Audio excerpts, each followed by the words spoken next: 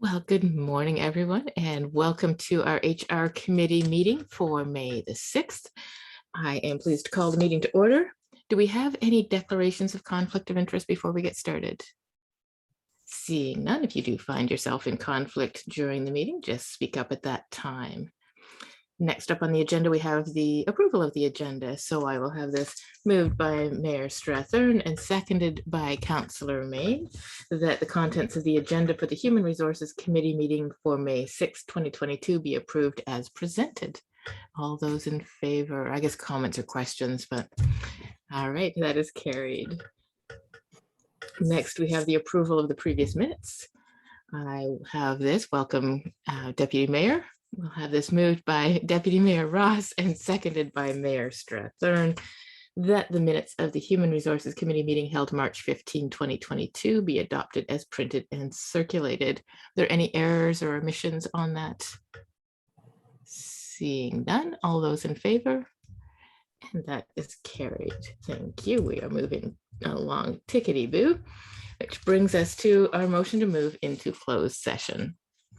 So we will have this moved by Councillor Main and seconded by Deputy Mayor Ross, that the committee move into a closed session in accordance with the Municipal Act 2001, Section 2392, for the purposes of considering the following subject matter. Subsection 2B, personal matters about an identifiable individual, and subsection 2D, labor relations or employee negotiations, labor relations update. Any comments or questions about moving into closed at this time? Seeing none, all those in favor? And that is carried. We are now in closed session. I will just pause the recording, Madam Chair. All right. So and I'm just going to invite, Miss Telford Gill to join. I'm just going to send her a quick message. Great, because I do see she is next on our agenda for a report on a recruitment update. So we will wait for her to join us. Madam Chair? Yes. I apologize. I believe we're going to be done, but I have another call I have to take at 10. So, but I think we'll be done. There's not much left, but I just wanted to let you know. Thank you. Yes, we're moving along very nicely here through our work.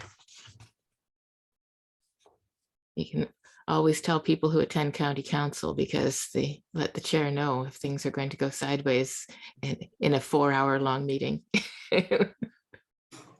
That's not what this is going to be. It's one of the first things the warden asks, who has to leave early.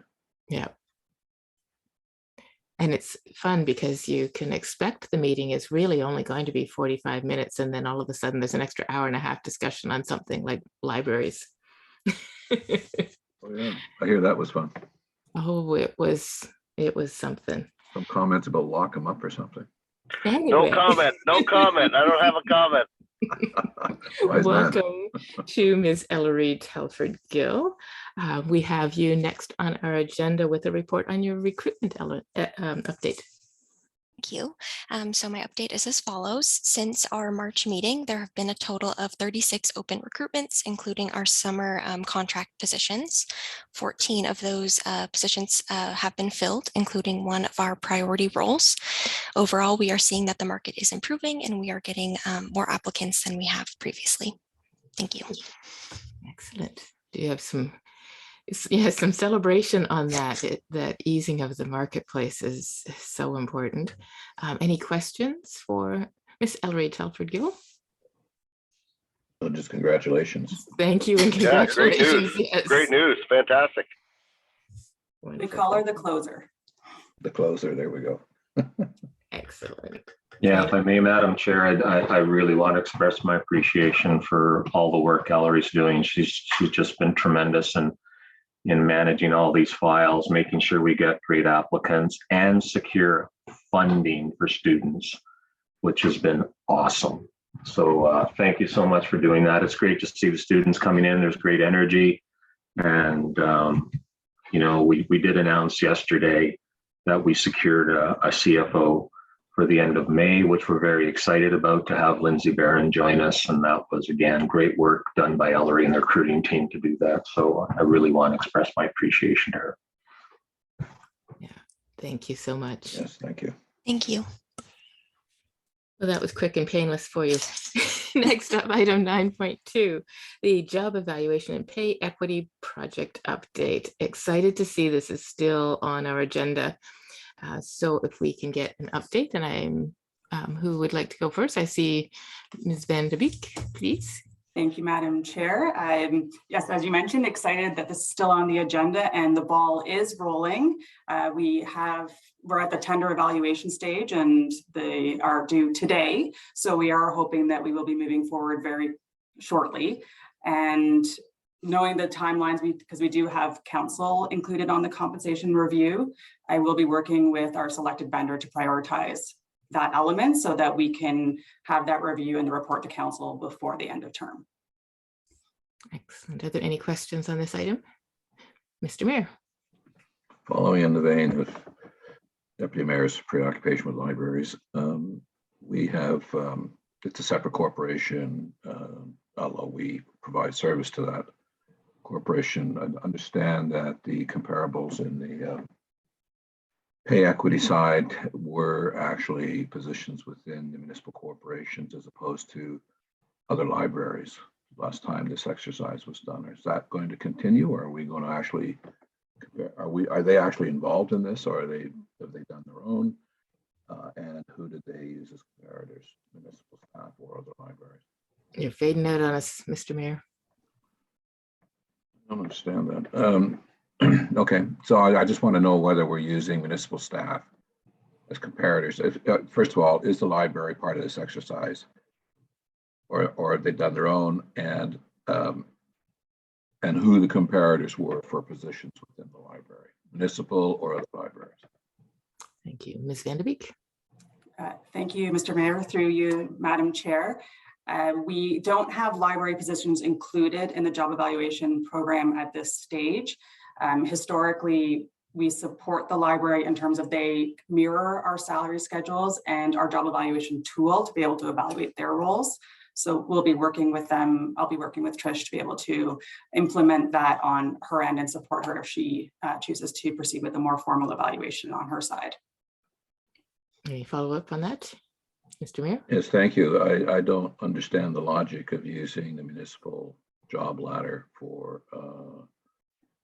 a lot of what goes on in the library, because the functions are considerably different. And so I don't understand why we wouldn't be using comparators in other libraries as opposed to the municipal pay structure and so on. I get that we support it, but it doesn't, and we may use the same tools, but your starting point, to me, in terms of compensation and job function is very, very different. So, Mr. CAO, you had some commentary on that? Yeah, thank you, Madam Chair, and through you to Mayor Strather. And I think what we're suggesting is the good news here is we've actually have some respondents to our request to do an evaluation. As I think we know in the past, we went to market twice and we weren't able to get anyone to offer their services to do the job evaluation. So this is something we're very eager to complete, certainly from the town's perspective and for council, before the next council starts. So that's certainly good, perspective from the town's perspective, and certainly from our bargaining units. That's great to do. I think prior to Trish arriving at the library, we did have discussions with the previous CEO about exactly what Mayor Stratton said. It's kind of unique responsibilities, unique types of jobs in the library function. We're not sure it's a good comparator to use our information. However, the firm that will do the evaluations may be able to do that for libraries. So I think that's what we'll have the discussion with Trish, the CEO at the library, if it makes sense to use this firm to do an evaluation that would make sense for library jobs as opposed to municipal jobs. thank you. Any other questions or comments on this? Excellent, thank you. Madam Clerk, did I actually do the motion arising from closed session? I don't think I did that. Did I? I wasn't listening to myself. No, you didn't. I was going to wait till you were done this section because I didn't want to interrupt. But no, you didn't do the motion to rising and a closed. Why don't we do that before we go into the disconnecting from work policy? Because I think we might have some nice discussion about that. So I have this motion. We'll have it moved by Councillor Main, seconded by Deputy Mayor Ross, that the Human Resources Committee receive as information the verbal update provided by the Chief Administrative Officer and the Manager of Human Resources in closed session regarding the status of labor relations respecting MPFFA. Any comments or questions on that motion? All those in favor? And that is carried. Thank you so much for that. And that will bring us to a report disconnecting from work policy. Who do we have with some information to share on that? Thank you, Ms. Van Beek. Thank you, Madam Chair. As you can see, I prepared a report. It is a legislative requirement for employers with more than 25 employees as of January 1st to implement this policy by June 2nd, and then we have 30 days to distribute to staff. So I prepared the report for your information that we have prepared this policy and what the implications are to our staff. In my perspective, it doesn't change too much. We already have a great culture and supportive of balanced work-life initiatives. So this just formalizes some of that responsibility of staff and managers to be mindful of that right to disconnect. You still may elect to communicate with each other, and certain roles, of course, are exempt under this rule where you would be required to be available and monitoring communications after hours. But essentially, it's to make sure that staff know that they have the ability to turn their phones off and their computers off at the end of their working day, whatever their working day is defined as, which may be different from role to role. Thank you. Any comments or questions on this item? Councillor May. This is kind of an interesting one. You see other countries have actually like banned, like working from home after hours. I think some European countries, they were looking at that, France or Germany, which is, it's great work-life balance. One thing that I find is I keep sending emails on weird hours, late hours on the weekend, whatever, and I certainly don't expect a response until Monday or Tuesday, but sometimes you do get one on the Saturday or Sunday. So David, no, can you stop replying to emails on the weekend? But more importantly, like, do we have to formalize anything in terms of counsel or in terms of communication, just being mindful of when you're emailing people and maybe, I don't know, utilizing the, importance little tag on the email so that if you are sending an after-hour email, that it is an emergency and not just a general inquiry, that those kind of have maybe a home to go to. I know we're celebrating amazing customer service for our staff, and Wayne at the operations depot was commended for going above and beyond on the 11th hour on a Friday afternoon and worked through the weekend to resolve some kind of stormwater management issues. So, I mean, we love to hear those stories and love to have the flexibility of staff working really hard and going above and beyond the call of duty. And so formalizing this policy is great, and just being mindful that sometimes emergencies do arise, especially in the municipal manner with water main breaks and that kind of stuff. Yeah, this is great. It's an interesting policy reviewing this, and thank you. Thank you, Councillor Main. It sounds like this is a question on training and awareness and expectations. Is there some further work to be done there for both those people, as Councillor Main says, sending the emails, as well as those people receiving them so that they don't feel the pressure to respond when they need not? Ms. Van Beek. You, Madam Chair, and through you, Councillor Main. Yes, we will be doing training on what the etiquette is, and council would be included in terms of expecting responses from staff, like from our CAO, who would be replying at random hours. And I'm equally guilty. I believe I sent this policy to SLT at 10:30 at night, so I got called out on it as well. But the communication and the training will be how to do some of those subject headings. So for Monday only, or emergency, because emergencies are exempt under the policy, of course, and the roles that require overtime for those emergencies are exempt. But then there will also be the etiquette of including in the body of the email, I'm sending this because it's a time convenient for me. I am not expecting a response until, your next business day. And that would be a culture that we'll have to remind each other of sometimes, because I do believe our staff really are committed to going above and beyond regularly. And, if it's a quick answer, they tend to just want to do the quick response, which they still may elect to do. They have the ability to not do that. If they're on vacation, if they're away with their family, that they don't feel guilty for not responding to those non-emergency matters off hours. Is this something that we could have Randy Fee draft a standard signature line that unless it is urgent or emergent, that signature line includes that content, and it maybe be a training to, again, when he does this semi-regularly, when things are coming up, replace your signature line with this, here's how to do it so that you remember. Then as we are, it's kind of a way of training our unconscious mind to, oh, by the way, don't expect a response. It's already in your email that you don't expect a response if this is being received in off hours. That is a great idea. I will definitely be back with Randy on that, because even if it's just a gentle reminder as we start to roll this out, and as we see maybe we need to do future gentle reminders, then we can formulate a signature for that. That's a great idea. Thank you. From a mental health and wellness standpoint, I see this being something to show up in ADP as well as a little training and a little something that everybody knows we're all on the same page of. Mr. CAO. You are on mute. Thank you for giving me the opportunity to say that during this meeting. Thank you, Madam Chair.